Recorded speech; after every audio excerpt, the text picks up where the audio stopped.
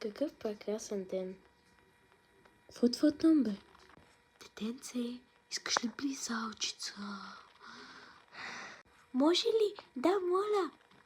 Ето, наслади се. Ето ти една малка шапчица. Леле, много благодаря.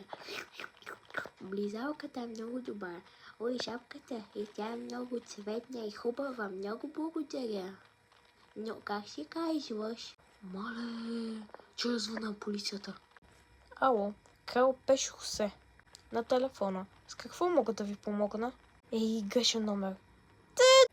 То затвори ли ме? Никой не затваря на Крал Пешо Хосе. Шас ще види той. Знаеш какво? Хвърлям се и аз. Трябва да спаса мълчугана. Ела, бе! Значи то телефон. Кой е там? Ау! Какъв е този телефон? Ела! Кой ми затвори? Той беше той. Той ти затвори. Какви сте смешници. Елате! Абе, как може такова нещо, бе? Ти се занимаваш с деца и после ги отвличаш. Това е неприемливо. Може да бъде... Това е подсъдимо, бе! Как може такова нещо?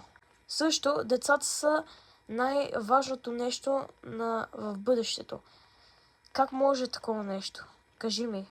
Дори Лилия Аначкова не е толкова зле от теб. Лилия Аначкова е по-добър от теб. Леле. Замисли се само. Ти отвличаш деца и след това ги убиваш. Това не е нормално. Може да те съда. Също Крал Пешо Хосе почти винаги е прав. Няма случаи, в които той да бъде победен. Така че си прави сметка. Също... Айде мокни, бе! Тръгвам си!